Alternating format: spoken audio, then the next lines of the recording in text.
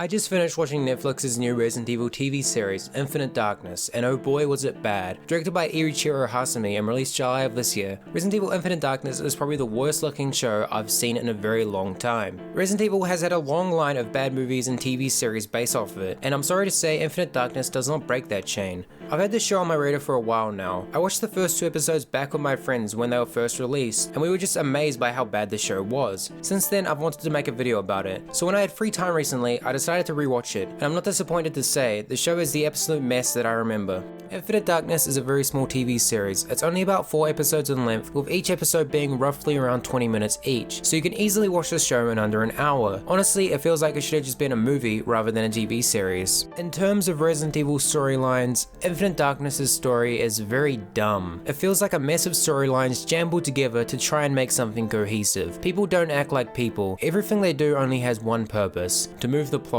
forward. But let's talk about that. Skip to this part in the video if you don't want to be spoiled. After China is suspected for an attempted assassination attempt on the president by sneaking zombies into the White House, Leon, along with Shenmei and Jason, 2 ex-military soldiers, are sent to China on a secret mission to find proof about this assassination. But during the mission, something goes wrong. When Shenmei and Jason kill the rest of the soldiers accompanying them, after Leon confronts them, we find out that they are on their own secret mission to recover government intel to expose a government plot orchestrated by Secretary of Defense Wilson, the guy who sent them on this mission. He wants the USA and China to go to war, so the US can occupy Bananstam and he can sell bioweapons to the warring countries to make money. Leon, not buying it, kills Jason and goes in pursuit of Shenmei, tracking her down to her grandfather's mansion. We learn that Shenmei's brother is a zombie, and he was actually part of Wilson's secret task force before he turned, during which he was embedded with a chip, which recorded all of his missions and has proof of Wilson's plot. Shenmei's grandfather has that chip, and she wants to turn that data into the public to show the world. This part really pissed me off. Shenmei's grandfather already has the data, and he has had it for years, so why didn't they just go public with it beforehand? There is no reason why she needed to go on this top secret mission, kill multiple people just to recover the data when they already had it in their hands. They could easily go public with it, so it just makes no sense as to why they wouldn't. After they get the data, Wilson drops bombs on the building and kills everybody except for Shenmei and Leon. During this, Claire Redfield, another character from the Resident Evil games, has been doing her own investigation on Wilson, finding out about his secret group of soldiers. After she confronts him, Wilson kidnaps her and takes her back to his lab. He admits to all of his wrongdoings and offers to bribe her to keep her mouth shut. I don't understand why he wouldn't just kill her, but because anime, I guess. During this, Wilson is confronted by Jacob, who faked his own death so he could pursue Wilson unknown. It turns out Jacob's real plan is to turn himself into a bioweapon and show himself to the public to set fear to the world and expose the government. So he kills Wilson and tries to make his way out of the facility, but Leon and Shenmei arrive and confront him. Jason kills Shenmei and is then killed by Leon. As you can probably tell, it's an absolute mess of a plot. And to be honest, it's a lot worse when you actually watch the show. There are multiple plot points that I just didn't include because it would be too hard to condense into a short video. So you're gonna have to watch the full show if you really want to understand everything. A lot of people really don't like the voice acting for Infinite Darkness. Some say it's the worst voice acting they've ever heard, which I think is unfair. Sure, it wasn't great, but it was nowhere near as bad as people made it out to be. The only thing that I really didn't like in that general area of things was the lip syncing. I don't know how it was in other languages, but in English, half of the times their lips didn't even sync up to what the characters were actually saying, and it was really distracting because it really pulled me out of the show.